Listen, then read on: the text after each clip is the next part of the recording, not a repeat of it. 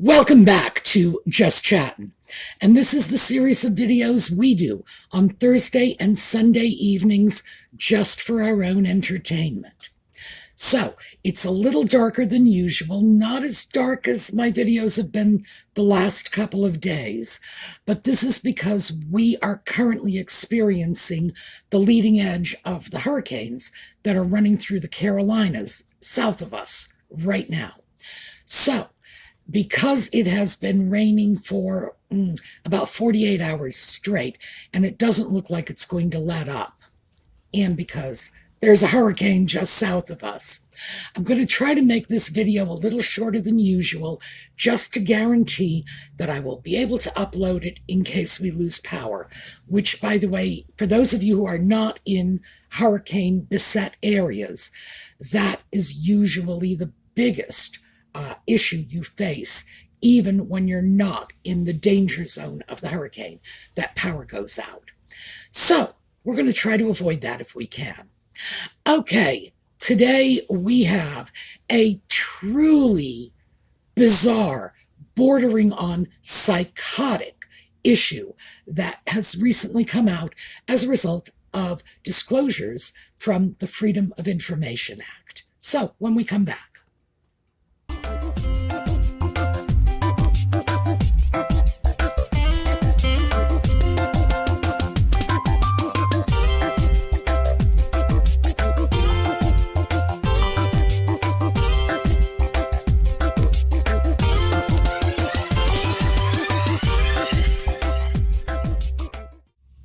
So I imagine a lot of us remember that it was Nutmeg and the Sock Puppets' New York City trip back in 2021 that got Keep NYC Mega Trash Free, now the Royal Grift, all fired up and making videos trying to alert the world to the dangers of these two. And I think at the time many of us thought, oh, she's overreacting. Oh, really? Turns out she was probably underreacting. So let's take a look at this newest bit of insanity that has come out about Nutmeg and her pet sock puppet. Well, it seems that back in 2021, when they were going off being humanitarians, visiting that impoverished school in New York City, by the way, the school, which is usually referred to as PS123, which is part of its name, is actually PS123 Mahalia Jackson. And as a big Mahalia Jackson fan, I have been very, very irritated by the fact that this woman, for whom the school was named, has just been left off the table. No one has even mentioned her name in association with this. And obviously, Mahalia Jackson has nothing to do with this. The woman has been dead for like 50 years. So no, none of this can be laid at her doorstep. But I do rather resent the fact that it's an opportunity to memorialize Mahalia Jackson that has just been left sitting on the table and untouched. So here on this channel, we are going to be calling that the Mahalia Jackson School. All right. So when Nutmeg and the Sock Puppet went to this school, and we all remember this, they were out there hugging a bunch of children who probably really didn't want to be hugged and probably had no idea who they were, reading this ridiculous toddler-level book to second-grade children with the sock puppet, happily sitting in the audience along with them. That is probably the most at home that sock puppet has been since the day he got married, in with his own people, second graders. All of this nonsense. Oh, and they gave them boxes of vegetables. Really? I understand it was 2 cases of vegetables. No one ever specified how large the cases were, how many vegetables were there, or what the value of the vegetables were. But with 400 students at that school, not to mention what I have to assume to be at least 30 or 40 staff members, I don't think 2 boxes of vegetables went very far. Also, they allegedly arranged for Procter and Gamble. Remember, not Meghan, Procter and Gamble letter, got to get them in somewhere. Procter and Gamble was allegedly supposed to give them a washer and dryer. I have heard rumors that that never happened. I haven't been able to verify this, but this is what I've heard, that donation simply never took place. So it just gets crazier. Like, that was not enough. It's just nutty. So the articles that I have seen from the British press all trace back to an article published by The Sun on the 23rd, and that was yesterday. So it's a short article. I'm going to read the whole thing out to you because I really want you to have this as it hit the press, because this is, you can't make this stuff up. You really can't. So here we go from The Sun. This article is entitled "Sussexes Gag Kids." It was published in The Sun on 23 September 2023, written by Daniel Bates. Harry and Meg's aides tried to gag teachers and pupils as young as 5 at school where they filmed for their £80 million Netflix show. Aides for the Duke and Duchess of Sussex tried to gag teachers and pupils as young as 5 at a school used in their Netflix show. Advisors for their Archewell Foundation demanded the school sign a clause banning anyone from making negative comments. This also related to any social media posts, quote, "now or in the future," end quote. Harry and Meghan went to public school 123, among the poorest in New York, in 2021, where Meghan read from her children's book, The Bench.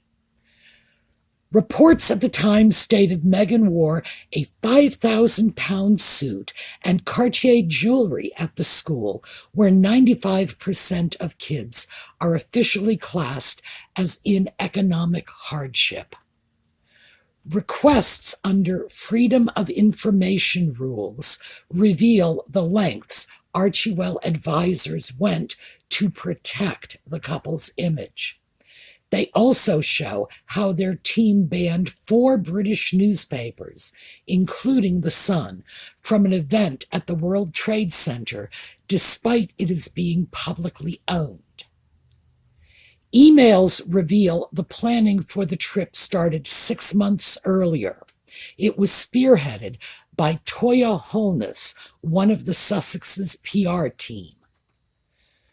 3 days before the school visit, Archewell representatives emailed the Department of Education with the, quote, appearance release, end quote, including the gagging clause, and asked them to run it by their lawyers.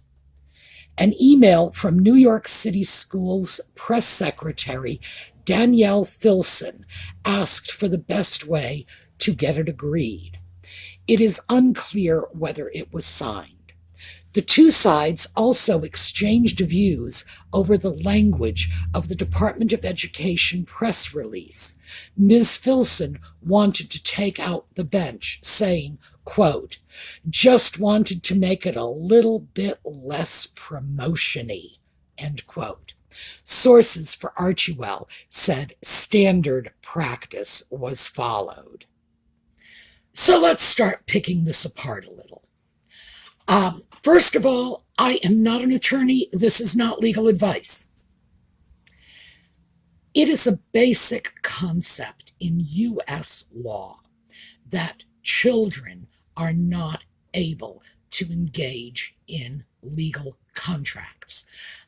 We do this for the protection of children, even if a child is old enough to understand what they would be signing and old enough to sign it. So I guess that leaves the 5-year-olds out, even if they could understand the words. In general, a child is not capable of understanding the implications.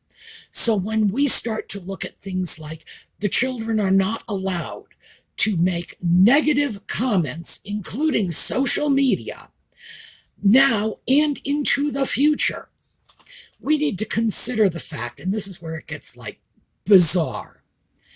The average 5-year-old does not know the difference between this morning and this afternoon. That's beyond their ability to process time. So how on earth are they going to be capable of dealing with issues in the future? Do they even have a concept of the future? The future for your average 5-year-old probably means lunchtime. It's just not a concept they can process. So do I think that even if they could have actually attempted to bind these children legally, that a court would uphold it? Hell no. Hell no. What judge in their right mind would say, oh yeah, there's a 5-year-old who knows what they were giving up in terms of their right to free expression? I don't think so. This is absolute paranoid lunacy to go into a school department and demand that teachers, that students, that educational administrators all freely give up their right to comment, no matter what may or may not go on at the event. Well, all I can say is there are a lot of people with very negative agendas involving small children who wouldn't mind getting a piece of that action. So it's obvious anyone putting children in that position is disturbed beyond words. Simply asking for this should be criminal. It's not, by the way, but it should be. That is, it's beyond merely crazy. It bespeaks a mind, or a number of minds, that are utterly indifferent to the safety, to the emotional well-being, to the fundamental U.S. constitutionally guaranteed rights of those children. But, it's not Meghan Ginger, so hey, we all know that stuff is bonkers, especially if it can be used in terms of reasonable and just criticism of them. Well, guess what? I wasn't at the Mahalia Jackson Public School. I didn't get any of those vegetables, so I never surrendered my right to criticize them for their actions. And yeah, we had so much more than that. We had Nutmeg strutting around in designer suits in front of children whose entire family income for the year might not have been enough to buy a single piece of clothing on her back. That is so, not just tone deaf, but it is so utterly insensitive. And I just don't have words for it. But then we have this whole other level. And that was the event at the World Trade Center that Nutmeg and Ginger allegedly, that's according to the Sun article, were able to bar 4 UK newspapers from attending. And from the way it is presented in the Sun's article, it appears that this was open to the public. And if it was open to the public, somehow managing to keep them out, which I can only assume was done illegally by the use of armed security. Frankly, I'd walk away if someone with a gun stood at the door and told me, you can't be here. I don't think I would be hanging around asking for his authorization. So Who knows how these people were barred? But to bar the press, a free press, okay? Let's not lose sight of the fact that the UK press is a free press. It is not as free as the United States press, as we have seen as a result of the sock puppets' crazy lawsuits, and of course Nutmeg's crazy lawsuits. It's not quite as free as the US press, but it's still a free press from a free country. The idea of barring them, you know, it's, the fact is, if someone stood there at the door and tried to bar a representative of Soviet Union era Pravda from attending an event, I would still see that as silencing the press, even though Pravda wasn't exactly known as, the bastion of journalistic freedom. Still, if you live in a free society, you welcome everyone. So I have real serious problems with that, and that's what takes me back to my opening comments. When the Royal Grift, who was then Keep NYC Mega Trash Free, was telling us that stuff was going on there, that political collusion, that there was like all these deep state agendas. And I will admit that despite the fact that I think her videos are fantastic, I was starting to wonder if she wasn't maybe, tripping off on the deep end. But it turns out she's absolutely correct. There were levels of political pressure brought to bear to keep free press out of events that should have been available to them in New York City, of all places. This is not, Mogadishu or Moscow. I'm sorry, I'm still a Cold War baby, so I still remember when that was pretty much a closed system. This is the United States. This shouldn't happen here. We shouldn't tolerate this. As American citizens, we should not tolerate this. But apparently we did. Apparently it just up and happened. So I wanted to share this with you, even though, as I say, there is a very good chance we will lose power very soon. So I'm going to cut this video short and get it uploaded quickly, so at least we have it going out to you. I will do some follow-up on this because I am very, very troubled by that business of keeping the press out, which is almost a footnote to this article. But to me, that's probably the most dangerous part because, as I say, the idea of getting small children to give up their right to freely criticize people if they so choose is ridiculous, and I do not believe, even if they had gotten signatures, that it would be legally enforceable under U.S. law. But again, I'm not an attorney. This is not legal advice. All right, that's what I've got for you today. We're going to take a look at a slideshow on the way out. Sorry it is short. Sorry to shortchange you, but I got to ask you to give me a pass on the weather. All right, have a terrific day. I will see you all next time. Slideshow coming up.